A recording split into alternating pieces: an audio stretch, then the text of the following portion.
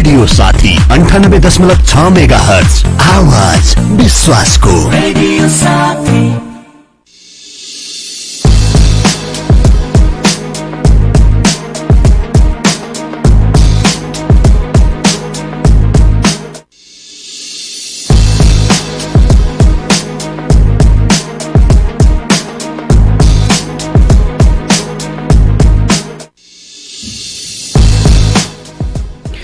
नमस्कार, रेडियो साथीको विशेष प्रसारणमा दैनिक प्रस्तुति कोरोना सेरिफरमा हार्दिक स्वागत गर्छु। प्राविधिक साथी वन्दना आचार्यसँगै म जिआर धिताल।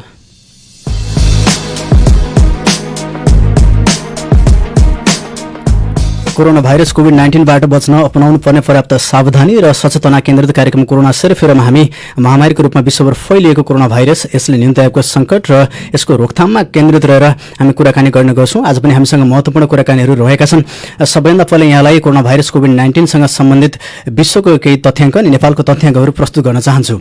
यति बेला विश्वभर कोरोना भाइरस कोभिड-19ले आक्रान्त मचाइरहेको छ। विश्वभर एकैसाथ 66,98,000 बढी व्यक्तिहरू एकैसाथ संक्रमित भइरहँदाखेरि ज्यान गुमाउनेको संख्या थपिरहेको छ। यद्यपि संक्रमितहरू बढ्दै जाँदा निको भएर घर फर्किनेको संख्या पनि उल्लेख्य मात्रामा वृद्धि भइरहेको छ। 66,98,000 बढी व्यक्तिहरू संक्रमित भइरहँदाखेरि अहिलेसम्म 32,44,574 जना व्यक्तिहरू निको भएर घर फर्किनु भएको छ भने कोरोना भाइरसकै कारण 3,93,000 बढी व्यक्तिहरूले ज्यान गुमाएको दुःखद खबर पनि छ। अमेरिका सबैभन्दा संक्रमितको सूचीमा अगाडि छ। सँगसँगै ब्राजिल र रसियामा पनि संक्रमण तीव्र गतिमा फैलिरहेको छ। स्पेन, बेलायत र इटालीमा पछिल्लो समयमा संक्रमणको दर केही कम देखिएको छ। यद्यपि 6औं नम्बरसम्म आइपुग्दाखेरि भारत 7औं नम्बरमा छ। बेलायत, Italy, Spain, Russia, Brazil, America पछि भारत, छिमेकी राष्ट्र भारत, जहाँ हाम्रो देश नेपालको प्रत्यक्ष सीमाना जोडिएको मुलुक पनि हो। भारतमा अहिलेसम्म 2,26,713 जना व्यक्तिहरू संक्रमित भइरहनु भएको छ र भारतमा संक्रमित हुनेको दर बढ्दै जाँदाखेरि भारतमा उपचारबाट निको भएर घर फर्किनेको संख्या उल्लेख्य रहेको छ। भारतमा 1,08,450 जना व्यक्तिहरू निको भएर घर फर्किनु भएको छ भने 6,000 बढी व्यक्तिहरूले ज्यान गुमाएको तथ्याङ्क छ। यसरी भारतमा संक्रमितहरू दिनदिनै बढ्दै जाँदाखेरि भारतको प्रत्यक्ष प्रभाव नेपालमा परेको छ। नेपालमा हजारौंको संख्यामा भारतमा रहेका नेपालीहरू आइरहँदाखेरि नेपालमा पनि संक्रमणको दर तीव्र गतिमा भइरहेको छ। यहाँलाई जानकारी गरौँ, नेपालको तथ्याङ्क हिजो मात्र स्वास्थ्य मन्त्रालयले दिएको जानकारी अनुसार नेपालमा हालसम्म 84,134 वटा पीसीआरको परीक्षण गरिएको छ। यो स्वाबबाट गरिने कोरोना भाइरस कोभिड-19 को भरपर्दो परीक्षण विधि हो। 84,134 वटा नमुना परीक्षण हुँदा जम्मा 2,634 वटा नमुना पोजिटिभ आएका छन्। यसर्थमा नेपालमा कोरोना संक्रमितको संख्या 2,634 पुगेको छ। यद्यपि पछिल्लो समयमा जिल्लागत तथ्याङ्क र प्रदेशगत तथ्याङ्कहरूमा आइरहेका छन्। 2,634 जना संक्रमित भइरहँदाखेरि निको भएर घर फर्किनेको संख्या पनि नेपालमा पनि बढिरहेको छ। 290 जना अहिलेसम्म निको भएर घर फर्किनु भएको छ भने 10 जनाले ज्यान गुमाएको दुःखद खबर पनि छ। यद्यपि भारतबाट आउने नेपालीहरू क्वारेन्टाइनमा बढेसँगै संक्रमितको संख्या बढेको छ। अहिलेसम्म 1,61,262 जना व्यक्तिहरू क्वारेन्टाइनमा रहनुभएको जानकारी पनि स्वास्थ्य मन्त्रालयले दिएको छ। यहाँलाई पछिल्लो 7 दिनको तथ्याङ्कमा राख्न चाहन्छु। नेपालमा संक्रमितको अवस्था हेर्ने हो भने पछिल्लो 7 दिनमा मात्र 1,587 जना व्यक्तिहरू संक्रमित रहनु भएको छ। यसरी हेर्दाखेरि कुल संक्रमितको 60% संक्रमण पछिल्लो 7 दिनमा भएको छ। यहाँलाई स्मरण गराउँ, जेठ 16 गते 170 जना, 17 गते 189 जना, 18 गते 166 जना, 19 गते 239 जना, 20 गते 288 जना, 21 गते 201 जना र हिजो मात्र सबैभन्दा धेरै एकै दिनमा संक्रमित रहने दिनको रूपमा 334 जनामा संक्रमण देखिएको थियो। यसरी पछिल्लो 7 दिनमा मात्र 1,587 जनामा संक्रमण देखिँदा यो कुल संक्रमितको 60% हुन आउँछ। पछिल्लो 7 दिनलाई हेर्ने हो भने औसत दैनिक रूपमा 226 जनामा संक्रमण भएको हामी पाउन सक्छौँ। 7 दिनमा 1,587 जना संक्रमित रहँदा औसत संक्रमित रहने दर पछिल्लो 7 दिनको 226 जना रहेको छ। यसरी हेर्दाखेरि नेपालमा संक्रमित बढ्दै जाँदा झापामा पनि संक्रमणको अवस्था तीव्र गतिमा फैलिरहेको छ। झापामा अहिलेसम्म 124 जना संक्रमितहरू हुनुहुन्छ, जसमध्ये झापाको कचनकवलका 102 जना हुनुहुन्छ। बुद्ध शान्तिमा 5 जना संक्रमितहरू हुनुहुन्छ। बारादशीमा 4 जना हुनुहुन्छ। गौरीगञ्जमा 4 जना, त्यसै गरी भद्रपुरमा पनि 4 जना हुनुहुन्छ भने गौरादहमा 2 जना हुनुहुन्छ। दमक, झापा गाउँपालिका र कमल गाउँपालिकामा 1-1 जना संक्रमितहरू हुनुहुन्छ। यद्यपि बुद्ध शान्तिको 5 जना संक्रमितहरू क्वारेन्टाइनमा भेटिएका संक्रमितहरू हुनुहुन्छ। उहाँहरू पाँचथर र ताप्लेजुङका संक्रमित रहनुहुन्छ। यद्यपि स्वास्थ्य कार्यालय झापाले झापामा कोरोना संक्रमितको संख्या 124 रहेको जानकारी गराएको छ।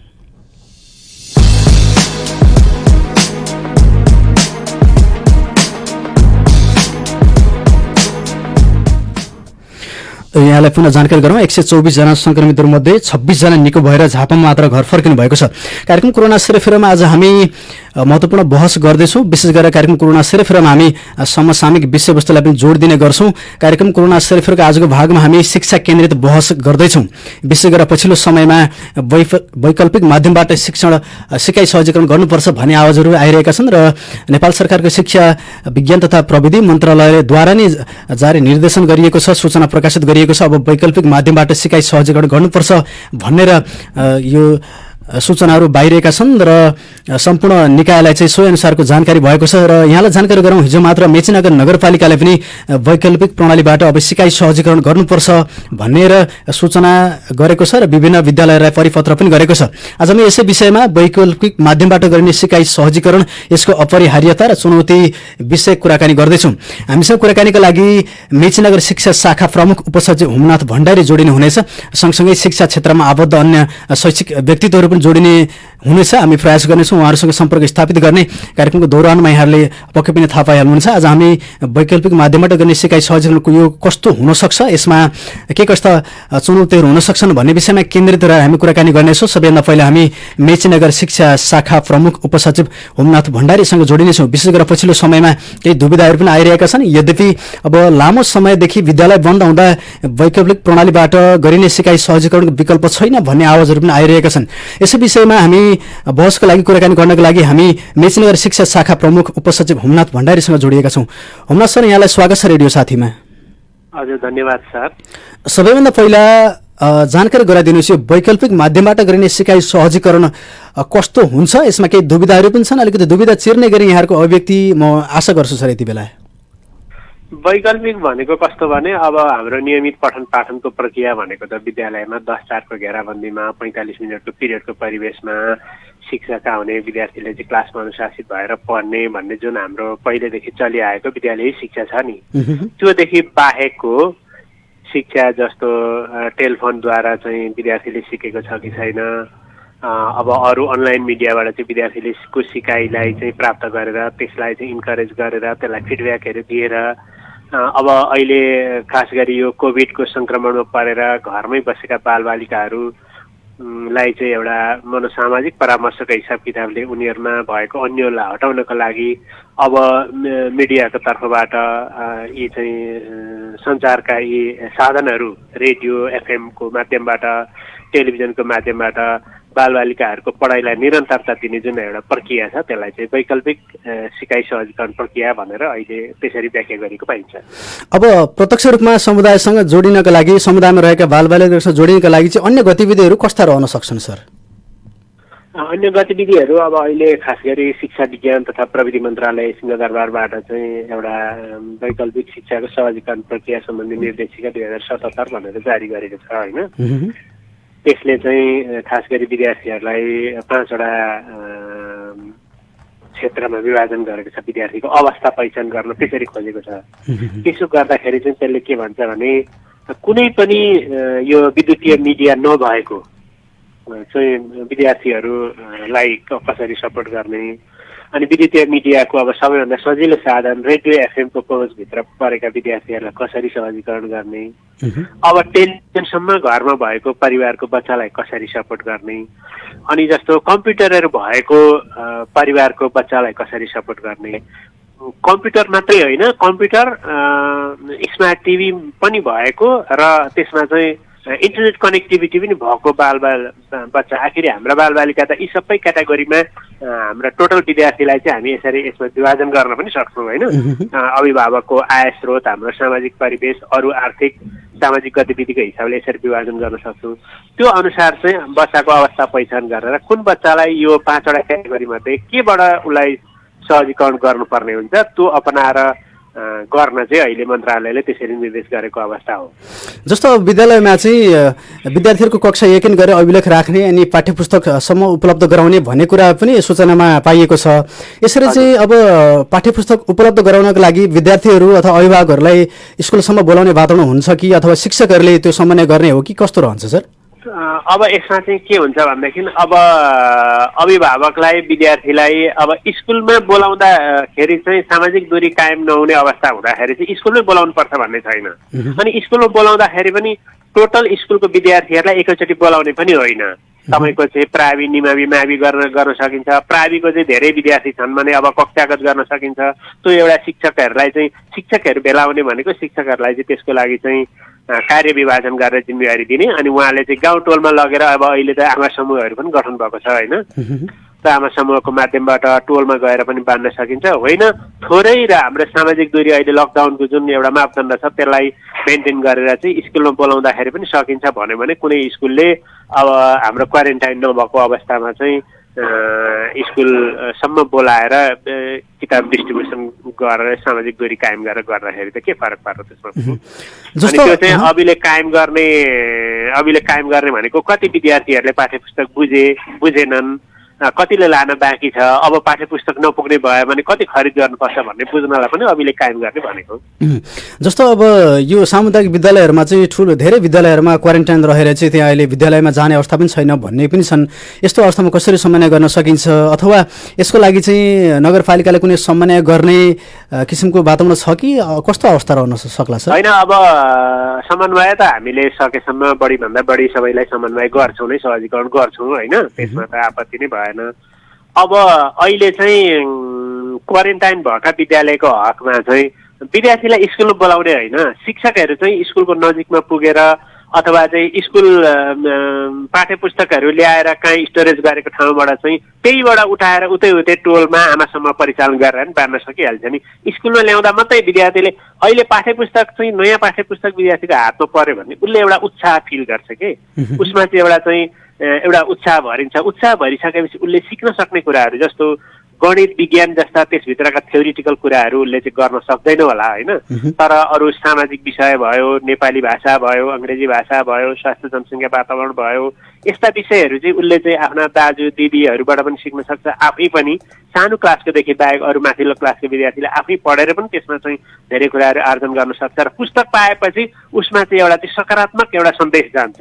ऊ चाहिँ मनोभावनाको हिसाबले उसमा चाहिँ उच्च मनोबल विकास हुन्छ। उच्च मनोबल भएको विद्यार्थीले केही सिक्न सक्छ र उसमा भएका निराशाहरू पनि अब अहिले कोभिडले गर्दा उनीहरूमा एउटा मनोसामाजिक अवस्था चाहिँ एउटा दुरावस्था भएको हुनसक्छ, त्यसमा चाहिँ सम्बोधन हुन सक्छ भनेर अहिले हाम्रो त्यो मन्त्रालयको निर्देशनको त्यो 5 क्याटेगोरीमा हरेक ठाउँमा पाठ्यपुस्तक वितरण गर भन्ने कुरालाई चाहिँ हाइलाइट गरेको छ। त्यो पाठ्यपुस्तक चाहिँ एउटा विद्यार्थीको मनोबल उकास्ने माध्यम हुन सक्छ भनेर त्यो हाम्रो चाहिँ परिपत्रले एउटा चाहिँ फिलिङ्स गराएको देखिन्छ। जस्तो अब सर एउटा जिज्ञासा राख्छु, अर्को अर्थ नलागेमा यता कता कस्ता प्रतिक्रियाहरू पनि आउँछन् भने यो अहिले अवस्था नै सामान्य भएको छैन, विद्यार्थीहरूलाई किन पढाइमा केन्द्रित रहनको लागि यो जबरजस्त वातावरणको सिर्जना गरिन्छ भन्ने किसिमको प्रतिक्रिया पनि आइरहेको छ। फर्मल पढाइ सुरु गर्नु भनेको पटक्कै होइन, विद्यार्थीलाई स्कुलमा बोलाएर चाहिँ कक्षा सञ्चालन गर्नु भनेको फेरि पटक्कै होइन। यो हामीले बुझ्नु हुँदैन र बुझाउन पनि हुँदैन।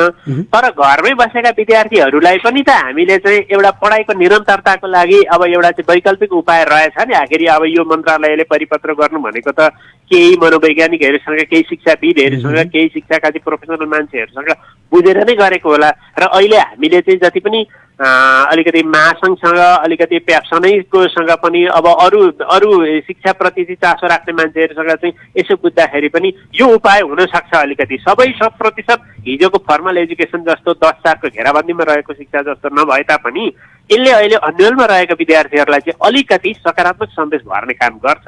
त्यसैले यो ठिकै छ भन्ने नै हामीले चाहिँ त्यसको चाहिँ प्रतिक्रिया बुझेका छौँ।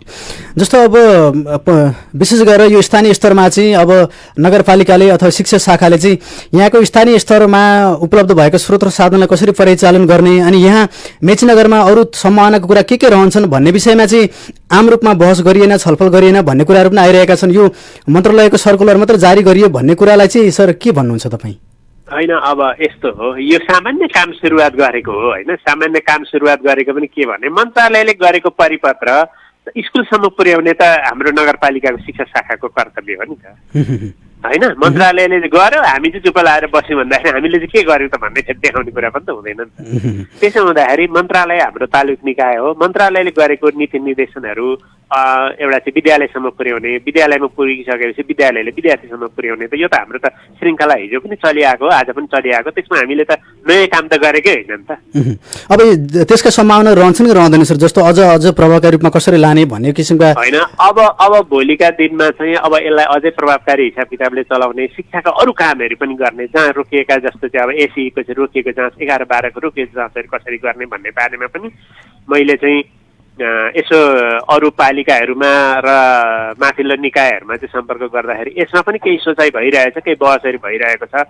सम्भवतः केही समय पछाडि यसमा पनि केही निर्देशनहरू होला, त्यो हामी यसको आशा गरौँ। माथि चाहिँ चुप लागेर बसेका छन् भन्ने कुरा पनि होइन, त्यो आशा गरौँ। यसमा चाहिँ सकारात्मक हामीलाई चाहिँ परिपत्रहरू, जानकारीहरू मन्त्रालयले, निर्देशनालयले, सामाजिक विकास मन्त्रालयले समयसँग गर्ला र हामीलाई पनि त्यसमा चाहिँ अलिकति उजागर गर्ला भन्ने लागेको छ।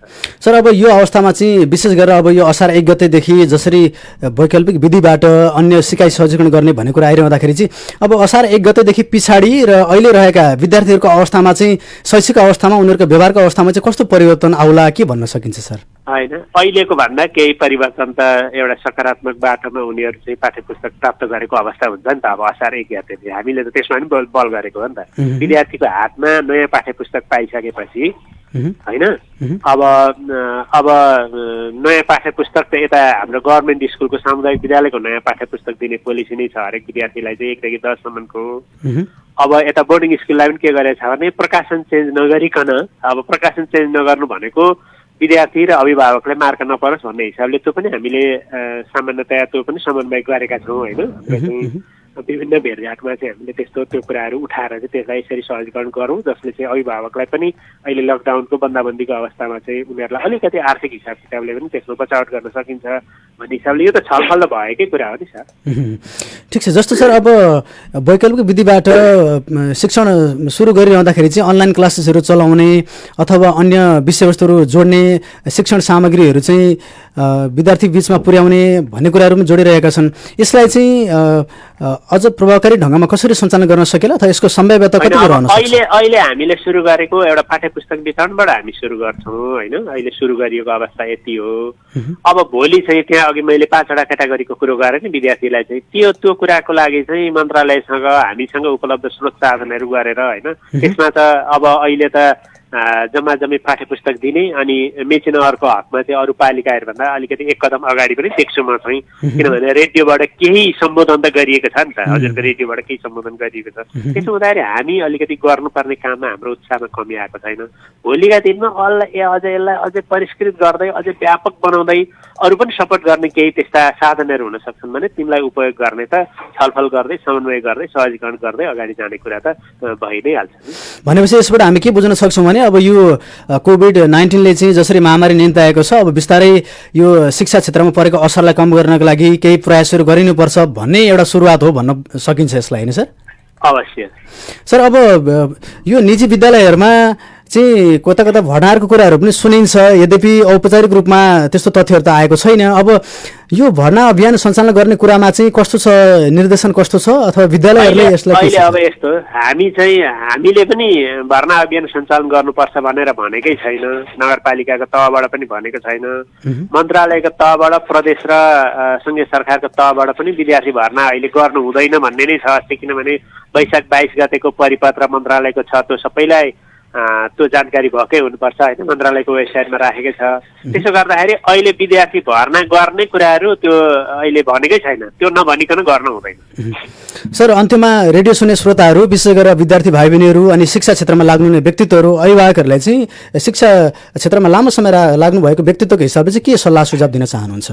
अहिले अब बन्दाबन्दीको अवस्थामा घरमै बसेका बालबालिकाहरूको एउटा चाहिँ आत्मबल उच्च राख्नका लागि, उनीहरू चाहिँ अरू नकारात्मक बाटोमा चाहिँ डाइभर्ट नहुन् भन्नका लागि चाहिँ हामी शिक्षा क्षेत्रमा लागेका मान्छेहरू, विद्यालयका प्रधानाध्यापक, शिक्षक साथीहरू, प्याप्सन एन्ड प्याप्सन निजी विद्यालय सञ्चालकहरू सबैले बालबालिकाको मनोभावना बुझेर उनीहरूलाई घरमै बसेर सपोर्ट हुने कार्यक्रमको रूपमा अहिले आएका मन्त्रालयले परिपत्र गरेका र मेचीनगरले सुरुवात गरेको कार्यक्रमका लागि हामीले सबैले सहजीकरण गर्नुपर्छ।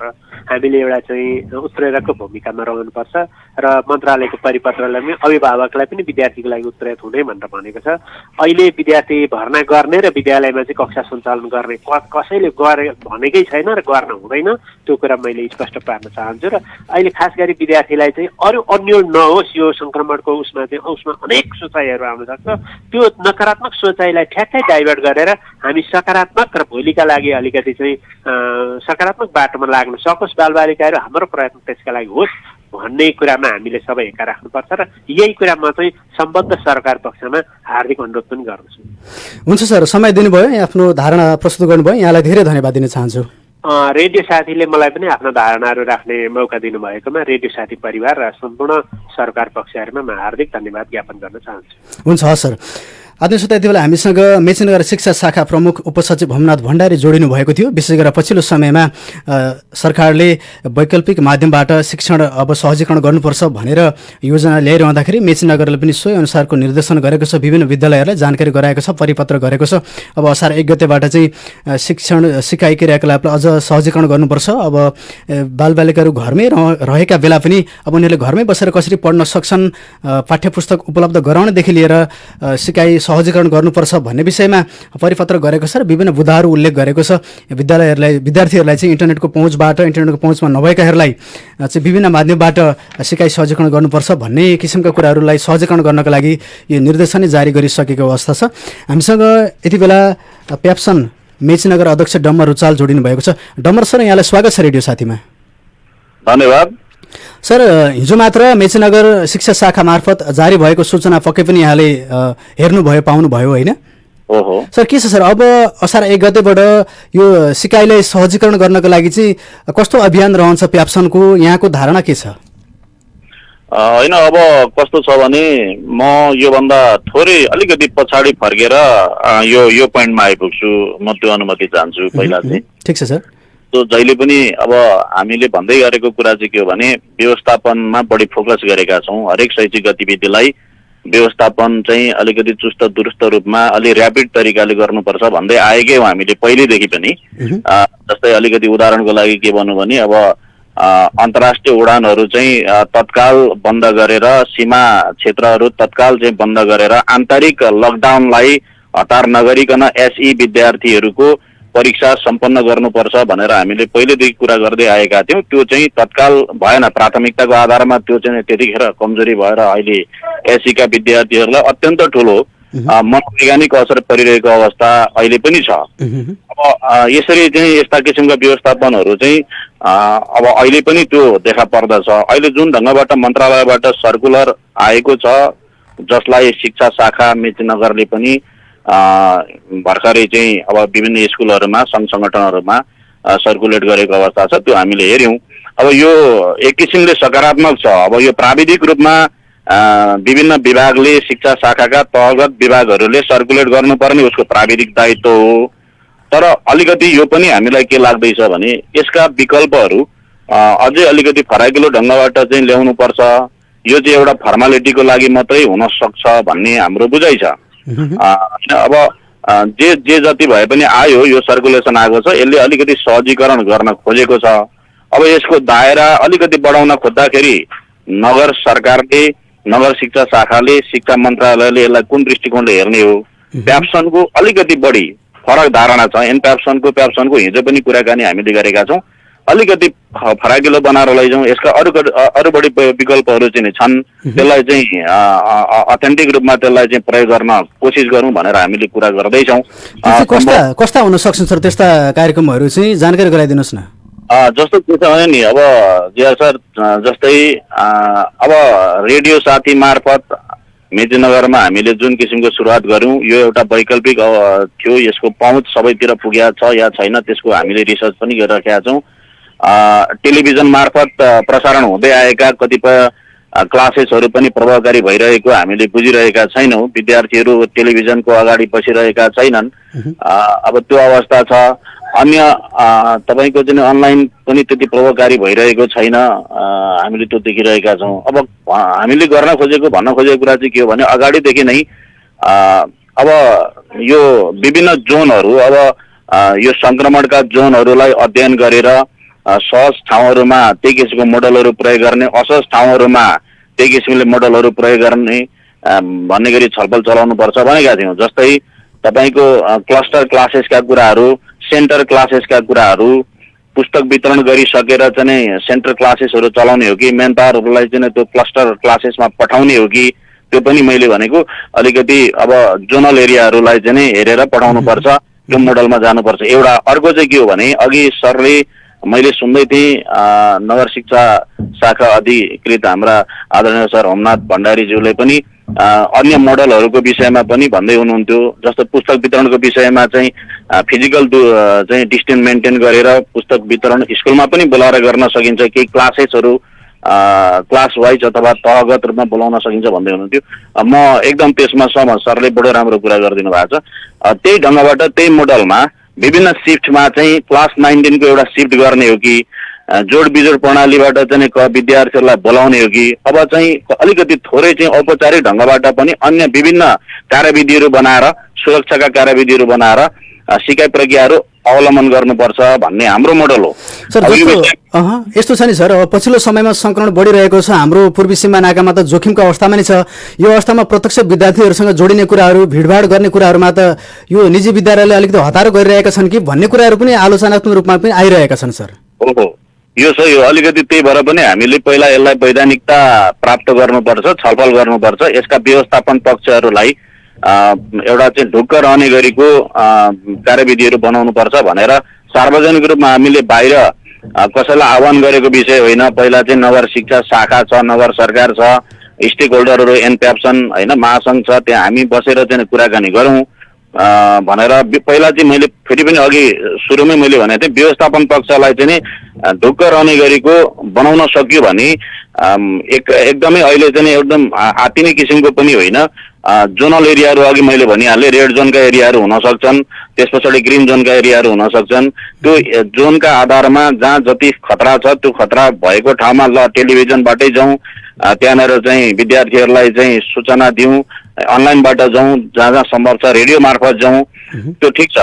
तर जहाँ जहाँ चाहिँ सम्भव छ त्यहाँ त्यहाँ चाहिँ सिफ्टहरू व्यवस्थापन गरेर अथवा क्लस्टर क्लासेसहरू गरेर अथवा सेन्ट्रल क्लासेसहरू गरेर मेन पावरहरू परिचालन गर्न सकिन्छ, त्यो मोडलमा जाउँ भन्ने हाम्रो चाहिँ कुरा हो। तर अब यसलाई फेरि व्यवस्थापन चाहिँ कमजोर बनाएर जानुपर्छ भन्ने हाम्रो कुरा चाहिँ होइन। व्यवस्थापनका थुप्रै कुरा छ, छलफल गर्ने हो भनेदेखि व्यवस्थापन गर्न सकिन्छ होइन, हाम्रो कुरा चाहिँ होइन। यस्तो छ नि सर, यो सुरुवाती चरणमा यो त पहिलो सुरुवात हो, नेपाल सरकारले औपचारिक रूपमा ल्याएको योजना यो पहिलो चरण हो। अब संक्रमण बढेकै अवस्थामा पनि यो जोखिमका खातिर पनि अब शिक्षकहरू पनि विद्यालयसम्म आउनुपर्ने हुनसक्छ, यो पहिलो चरणको सुरुवात हो। अब अन्य योजनाहरू पछाडि सार्वजनिक गर्न सरकारले अहिलेको अवस्थामा नेपाल सरकारले आधिकारिक रूपमा दिएको जानकारी हामीसँग यति नै छ कि अब असार 1 गतेबाट हामीले सिकाइ सहजीकरण गर्नुपर्छ, जसको लागि शिक्षकहरू विद्यालयसम्म आउनुपर्ने पनि अवस्था हुनसक्छ, पाठ्यपुस्तक वितरण गर्नेदेखि लिएर अभिलेख राख्नेदेखि लिएर भन्ने कुरा आइरहँदाखेरि अब निजी विद्यालयहरूमा पनि सरकारले जारी गरेको सर्कुलरलाई पालना गर्नको लागि असार 1 गतेबाट गरिने सिकाइ सहजीकरणको पाटो चाहिँ कस्तो रहन्छ, यसमा केन्द्रित रहनु सर।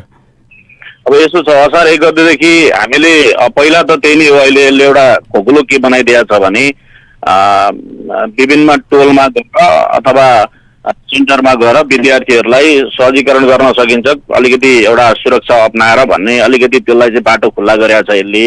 पुस्तक वितरण सम्बन्धका कुराहरूलाई अब अगाडिदेखि नै हामीले पुस्तक वितरण त गर्दै आएकै हौँ, यो त्यो नगरसँग कुरा गरेर समन्वय गरेरै हामीले गर्दै आएकै हौँ।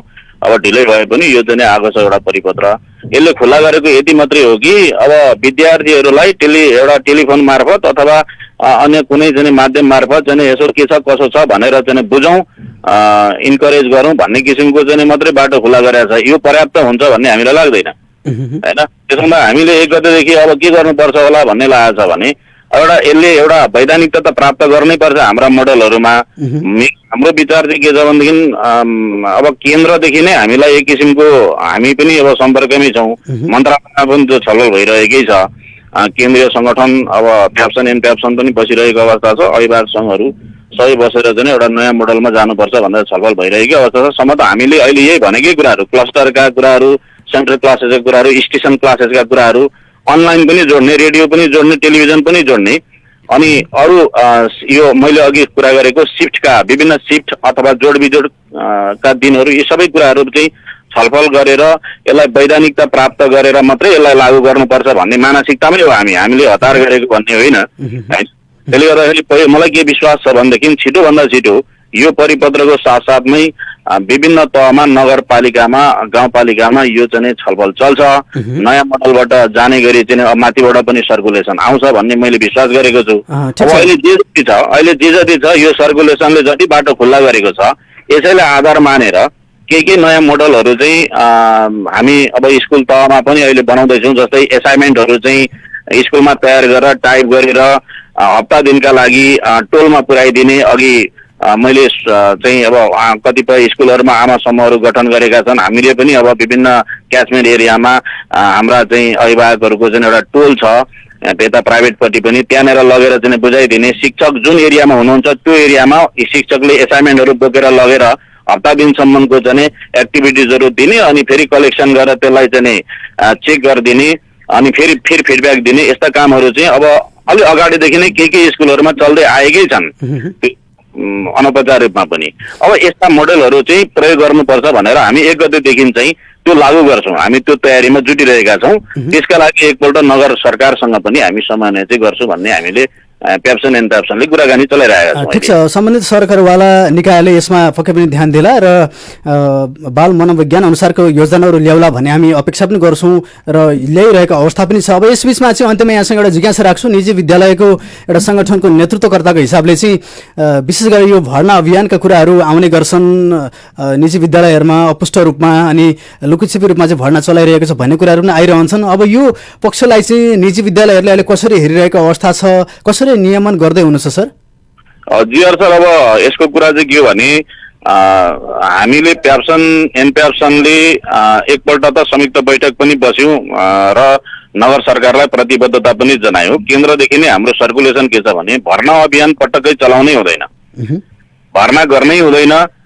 त्यति हुँदै पनि कसैले काहीँ गर्नुभएको कुरा जानकारीमा आयो भनेर नगर शिक्षा शाखाको तर्फबाट होम सरले परिपत्र एकपल्ट जारी गर्नुभयो र त्यसलाई हामीले समर्थन जनायौँ। यो ठिक छ भनेका छौँ संस्थागत रूपमा।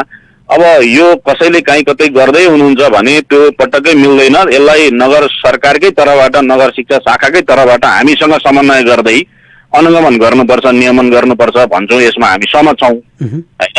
अहिले भर्ना गर्नै हुँदैन, गर्नुपर्छ के चाहिँ हो त भन्दाखेरि अब शिक्षक कर्मचारी साथीहरू हुनुहुन्छ विद्यालयमा अब अनलाइन मार्फत अथवा अन्य कुनै मार्फत स्टेसन मार्फत अहिले हामीले जुन नयाँ मोडलको कुराहरू गरेका छौँ त्यो सर्भिस दिइसके पछाडि उहाँहरूलाई सामान्यतः सर्भिस चार्जको कुराहरू गार्जियनसँग समन्वय गरेर त्यो गर्न सकिने अवस्था हो। त्यो पनि सहमतिमा हो होइन। त्यो लाभ मिल्दैन। अनलाइन क्लास चाहिँ चलाए के अरे बापत चाहिँ अनलाइन क्लासको चाहिँ छुट्टै एडिसनल चार्ज लिनुपर्छ भनेर चाहिँ सङ्गठनले काहीँ कतै संस्थागत रूपमा चाहिँ त्यो अथोरिटी दिएको अवस्था होइन। सरकारले नै दिन पाइँदैन भनिसकेको अवस्था छ। प्रष्ट दिन पाइँदैन, कसैले गर्नुभएको छ काहीँ कतै भने यो नगर सरकारको र नगर शिक्षा विभागको चाहिँ जिम्मेवारी हो। उहाँहरूले नियमन गर्दै गर्दा हामी सहयोग गर्छौँ। हामीसँग पनि चाहिँ कोअर्डिनेट गर्नुपर्छ। तपाईँहरूको चाहिँ निजी विद्यालयमा यो हुँदैछ है भनेर उहाँहरूले हामीलाई सोध्नुभयो भने होइन हामी त्यो नियमन प्रक्रियामा सहयोगी रहन्छौँ। यो गर्नै हुँदैन। ठिक छ, यहाँहरू निरन्तर अनुगमनमा नै हुनुहुन्छ। यसको व्यावहारिक कार्यान्वयनको लागि चाहिँ यहाँहरू प्रतिबद्ध हुनुहुन्छ होइन? हजुर, एकदम हामी प्रतिबद्ध छौँ यो विषय। हुन्छ सर, समय दिनुभयो, यहाँलाई धेरै धन्यवाद दिन चाहन्छु। यहाँलाई पनि धन्यवाद, रेडियो साथीलाई धन्यवाद। हुन्छ, हस् सर। आदरणीय श्रोता, यति बेला हामीसँग मेचीनगर प्याप्सन मेचीनगर अध्यक्ष डम्बर रुचाल जोडिनु भएको थियो। कार्यक्रममा हामी आज शिक्षा केन्द्रित बहस गर्दैछौँ। वैकल्पिक माध्यमबाट गरिने सिकाइ सहजीकरण, यसको अपरिहार्यता र चुनौती विषयमा केन्द्रित रहेर कुराकानी गर्दैछौँ।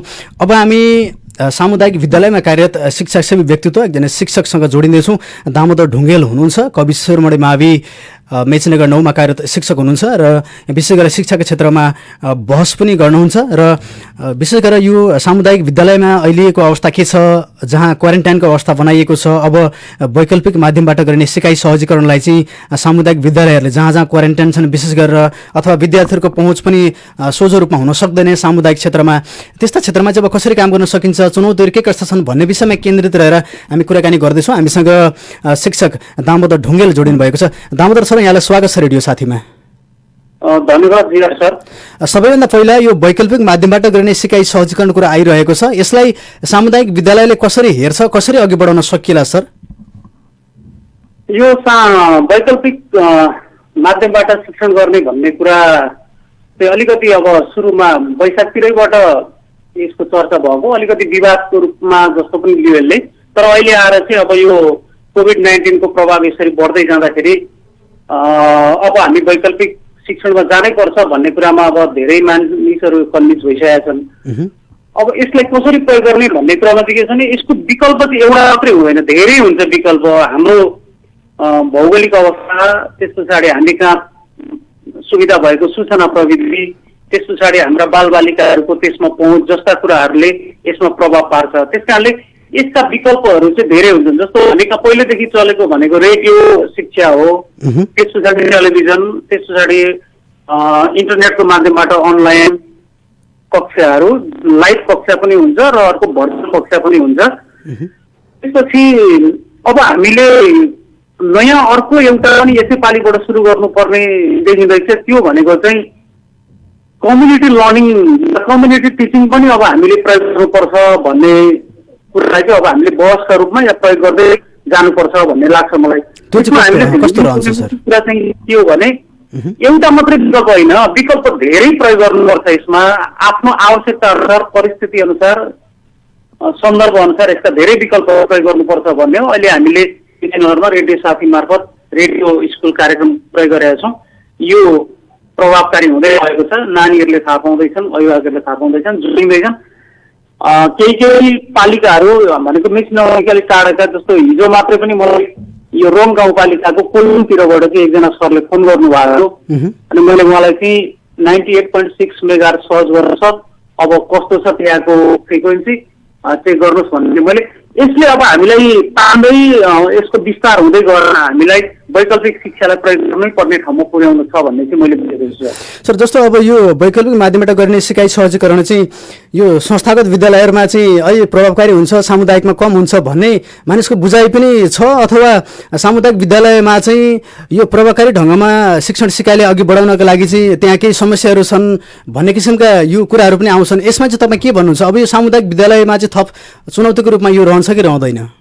अनि सामुदायिक विद्यालयको त यो शिक्षण सिकाइ भन्दा पनि मुख्य समस्या चाहिँ हाम्रो सामुदायिक विद्यालयको के हो भने अब लामो समय विद्यालय बन्द हुँदाखेरि, जस्तो चैत 5 गते मेचीनगरकै हकमा कुरा गर्ने भने चैत 5 गते वार्षिक परीक्षा 1 देखि 9 सम्मको सकेर 6 गतेदेखि विद्यार्थीहरू विद्यालयमा भएका छैनन् भन्दा करिब करिब हामी 75 दिनभन्दा बढी 80 दिनको हाराहारीमा हामी आइसक्यौँ। अर्थात् विद्यार्थीहरू विद्यालयसँग सम्पर्क विच्छेद भएको 80 दिन को हाराहारीमा पुगेको छ। हामीलाई सबभन्दा ठुलो चुनौती चाहिँ के छ भने फेरि लामो समय विद्यालय बन्द हुँदाखेरि सामुदायिक विद्यालयका विद्यार्थीहरू विद्यालयमा नफर्किने चाहिँ सबैभन्दा ठुलो समस्या आउँछ। हामीलाई त्यो पढाउने भन्दा पनि मुख्य कुरा चाहिँ के हो भने विद्यालयसँग हामीले नानीहरूलाई कसरी जोडिरहने भन्ने कुरा चाहिँ मुख्य समस्या हो सर सामुदायिक विद्यालयको। त्यस पछाडि मात्रै अन्य कुरा हो। त्यसले गर्दाखेरि ती विद्यार्थीहरूलाई विद्यालयमा जोडिरहनको लागि अब हामीले के विकल्पहरू, के उपायहरू अप्नाउन सक्छौँ त्यसको खोजी गर्न आवश्यक छ सर। अब यो सामुदायिक विद्यालयहरूमा चाहिँ पाठ्यपुस्तक वितरणदेखि कुराहरू पनि अघि बढाउनु पर्ने छ, त्यहाँ क्वारेन्टाइन रहेको अवस्था पनि छ। यसलाई यहाँहरू कसरी सहजीकरण गर्ने प्रयास गर्नुहुनेछ सर? अब हो सर, एकदमै। अब हामीले फेरि गर्नुपर्ने काम भनेको चाहिँ नयाँ शैक्षिक वर्षको लागि विद्यार्थीहरूले नयाँ कक्षामा प्रवेश गरेका विद्यार्थीहरूलाई हामीले नयाँ पुस्तक वितरण गर्नुपर्ने हाम्रो मुख्य पहिलो काम नै यही हो। यो ढिलो भइसक्यो। हामीले वैशाख 15 यो काम गर्नु पर्थ्यो, यो ढिलो भइसक्यो। यस बारेमा हामीले बहसको रूपमा उठाएको कुराकानी गरेको त भइसक्यो, 1 महिना ढिलो भइसक्यो। अब हामीले तुरन्त किताब चाहिँ वितरण गर्नुपर्छ। किताब वितरण गर्न चाहिँ त्यस्तो समस्या छैन सर। सँगैमा हेर्ने निजी विद्यालयहरूले किताबको व्यवस्थापन गरिसकेका छन्। उनीहरूले किताब विद्यालयमा ल्याएर अभिभावकलाई बोलाएर दुई टाइम गरेर पातलो तरिकाले उनीहरूले किताब वितरण गर्दैछन् भने सामुदायिक विद्यालयले गर्न नसक्ने भन्ने हुँदैन। यो किताब चाहिँ तत्काल वितरण गर्नुपर्छ। अब यसको लागि चाहिँ शिक्षा मन्त्रालय मातहतबाट पालिका हुँदै एउटा पत्र पनि यो सार्वजनिक भएको छ। अब तत्काल यो काम गर्नुपर्ने भनेर किताब वितरण गर्नको लागि चाहिँ विद्यालयमा क्वारेन्टाइन राखिएको छ होइन। विद्यालयभित्र प्रवेश गर्न अहिले जस्तो म हाम्रै विद्यालयमा प्रवेश गर्न पनि मैले धेरै सतर्कता अप्नाएर मात्रै प्रवेश गर्नुपर्ने स्थिति छ। तर किताब वितरण गर्नको लागि विद्यार्थीलाई स्कुलमै बोलाउनुपर्छ, विद्यालयभित्रै प्रवेश गराउनुपर्छ भन्ने छैन। किताब हामीले विद्यालयको बाहिर ग्राउन्डमा पनि पातलो विद्यार्थीहरूलाई दूरी कायम गरेर र अभिभावकहरूलाई अनुरोध गरेर आफ्नो नानीको किताब लिन चाहिँ विद्यालयको ग्राउन्डसम्म आइदिनुहोस् भनेर अनुरोध गरेर पनि अहिले सूचनाका माध्यमहरू धेरै छन्। अभिभावकहरूलाई हामीले फोन गरेर बोलाउन सक्छौँ, त्यसरी पनि हामी किताब वितरण गर्न सक्छौँ।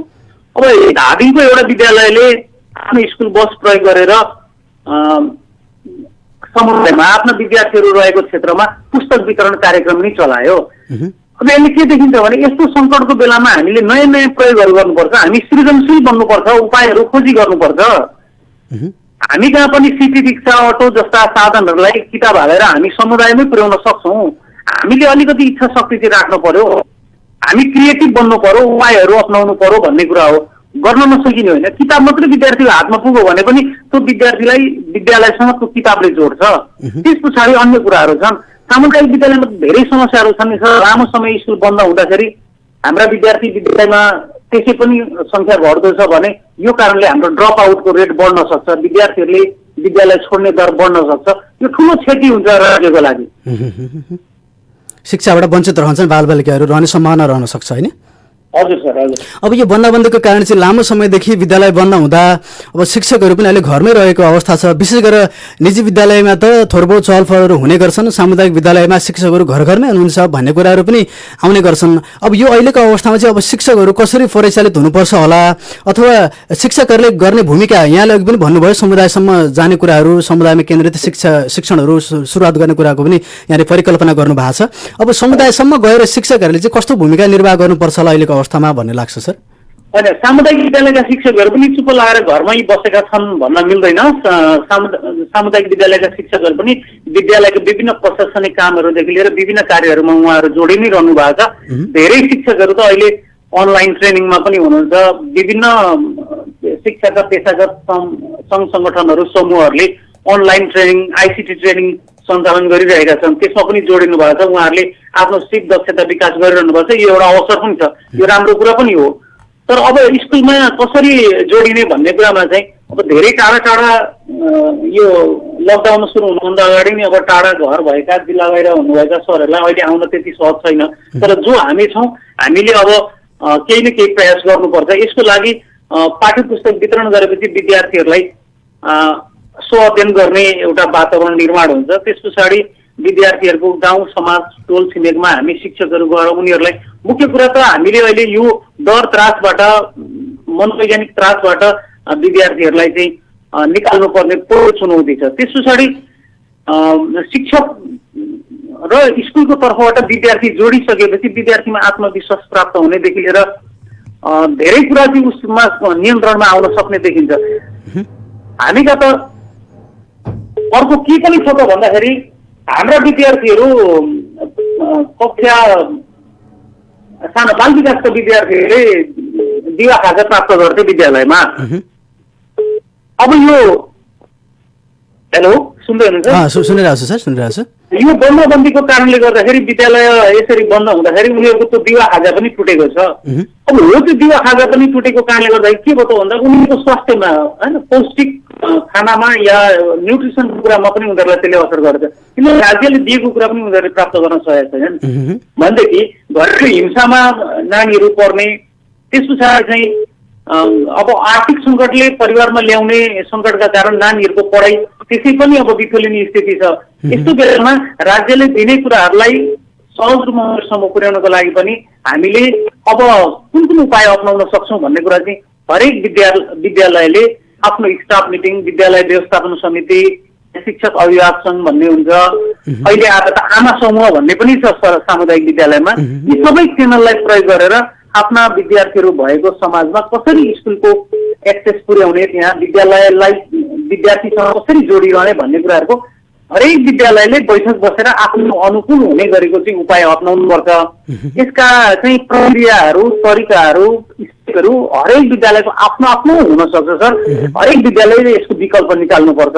भन्ने चाहिँ मेरो अनुरोध छ सर। ठिक छ, यहाँले अर्को कुरा पनि उठाउनु भएको छ, विशेष गरेर अब यो शिक्षाबाट वञ्चित भइरहँदाखेरि अन्य कुराहरू बालबालिकाहरूले चाहिँ अनि अति विपन्न परिवारका नानीहरू चाहिँ अब दिवा खाजा पाउँदाखेरिको अवस्था जस्तो थियो अब त्यो अवस्था नरहिरहँदाखेरि बालबालिका चाहिँ यो न्युट्रियन्ट्सको अवस्था पाउने अवस्थाबाट पनि वञ्चित रहेको हुनसक्छ, लगायतका अन्य हिंसाहरू पनि हुनसक्छन्। त्यसतर्फ पनि शिक्षाको अब ध्यान अथवा सम्बन्धित निकायको ध्यान केन्द्रित हुनुपर्छ भन्ने यहाँको धारणा छ होइन सर? हजुर सर, पक्कै पनि शिक्षाको त हुनैपर्छ। त्यस पछाडि हाम्रो चाहिँ गाउँ समाजसम्म जोडिएका विभिन्न सङ्घ संस्थाहरू हुन सक्छन् होइन, सामाजिक सेवामा रहेका संस्थाहरू हुन सक्छन्। त्यस पछाडि राजनीतिक दलहरूले पनि यो बेलामा यस्ता कुराहरूमा ध्यान दिनुपर्छ। राजनीतिक दलहरूको त झन् उनीहरूको त चेन अफ कमान्ड गाउँसम्म पुगेको हुन्छ, उहाँहरूले धेरै काम गर्न सक्नुहुन्छ यस्तो सन्दर्भमा। त्यस कारणले यो ठुलो महाव्याधि हो, विश्वव्याधि हो। यस्तो बेलामा सबै मानिसको केही न केही कर्तव्य हुन्छ। त्यस कारणले गर्दाखेरि यो सङ्कटबाट पार पाउनको लागि सबै मानिसहरू आफ्नो दायित्व सम्झेर यसमा एकजुट हुनुपर्छ। मुख्य कुरा चाहिँ बालबालिकाहरूको मानसिक स्वास्थ्यमा पर्ने असर नै यो बेलामा सबैभन्दा डरलाग्दो हुन्छ। यही मानसिक स्वास्थ्यमा परेको असर यौन हिंसामा पर्ने, त्यस पछाडि चाहिँ किशोर अवस्थामा प्रवेश गरेकाहरूमा चाहिँ प्रेग्नेन्सीको जस्ता समस्याहरू देखिन सक्ने कुराहरू पनि यो अवस्थामा आउन सक्ने हुनाले यो अत्यन्तै जटिल समस्या बन्दैछ। त्यस कारणले यो समस्या समाधान गर्नको लागि सबै नागरिक समाज, राजनीतिक दल, हामी शिक्षा कर्मीहरू सबैको भूमिका हुन्छ। सबैजना यसमा लाग्नुपर्छ। मुख्य कुरा उनीहरूलाई पाठ्यवस्तु पढाउने भन्ने चाहिँ मेजर कुरा होइन। पाठ्यवस्तु पढाउने कुराहरू त विभिन्न विकल्पहरूबाट जान्छौँ, तर त्यो पाठ्यवस्तुमा विद्यार्थीहरूलाई ल्याउनुभन्दा अगाडिका पूर्व तयारीका कुराहरू, उनीहरूलाई सुरक्षित गर्ने उपायहरू चाहिँ यो बेलामा सबैभन्दा महत्त्वपूर्ण हुन्छन् सर। अन्त्यमा यो सामुदायिक विद्यालयमा कार्यरत शिक्षक हिसाबले चाहिँ सामुदायिक विद्यालयका शिक्षकज्यूहरू अनि आम अभिभावक विद्यार्थीहरूमा चाहिँ तपाईँ के आग्रह अनुरोध गर्न चाहनुहुन्छ? अब सर्वप्रथम विद्यालयहरूले तत्काल स्टाफ मिटिङ बसेर विद्यालयका व्यवस्थापन समिति, पिटिए, आमा समूह सबैसँग सहकार्य गरेर यो पुस्तक वितरणको कार्यलाई सबैभन्दा अगाडि बढाउनुपर्छ। पुस्तक वितरण गरिसकेपछि त्यसपछि हामीले हाम्रो आवश्यकता अनुसार म त के भन्छु भने यो कम्युनिटी टिचिङ, कम्युनिटी लर्निङलाई अगाडि बढाउनुपर्छ। समुदायगत शिक्षण भन्छ।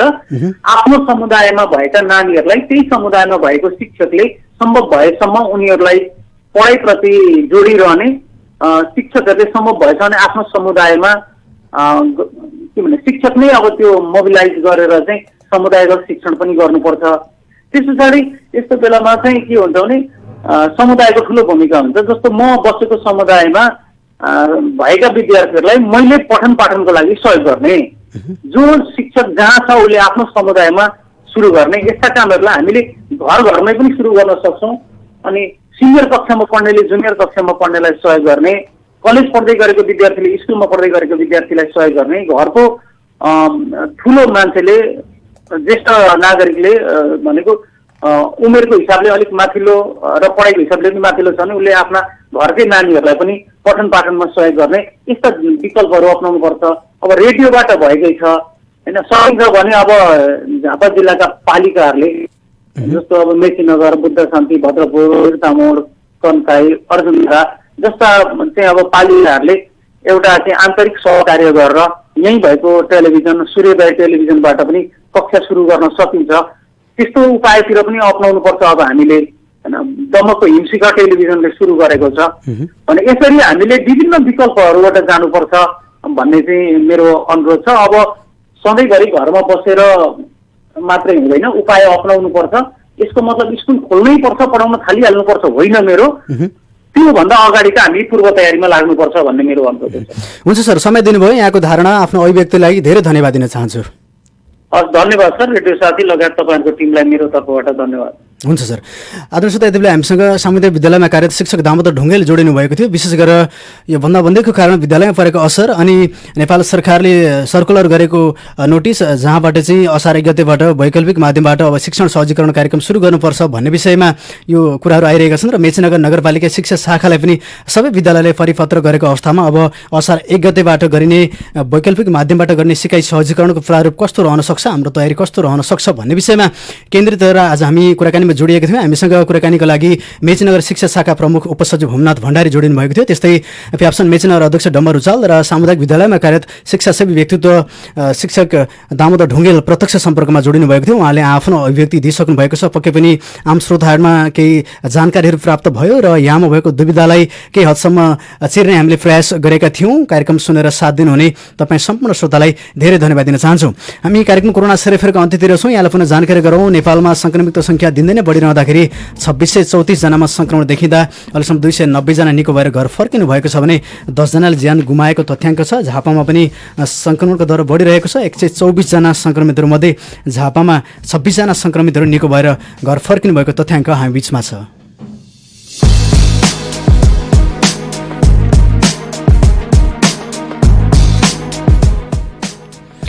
कार्यक्रम कोरोना सेरोफेरको आगामी भागहरूमा हामी महत्त्वपूर्ण कुराकानी अनि कोरोना भाइरससँग सम्बन्धित तथ्याङ्कहरूको साथमा पुनः उपस्थित हुने नै छौँ। यहाँलाई पुनः जानकारी गराउँ। कोरोना भाइरसबाट बच्नका लागि निरन्तर सावधानी सचेतना अपनाउनुहोस्। प्रत्येक 20 मिनटमा साबुन पानीले हात धुन नभुल्नुहोला। स्वस्थ रहनुहोस्, व्यस्त रहनुहोस्। यति बेरसम्म प्रविधि संयोजनमा साथ दिने साथी वन्दना आचार्यलाई धेरै धन्यवाद दिँदै यहाँ बीचबाट प्रस्तुता म जिआर धिताल पनि बिदा हुन चाहन्छु। नमस्ते। यहाँको बाँकी पल सुखसँग बितोस्।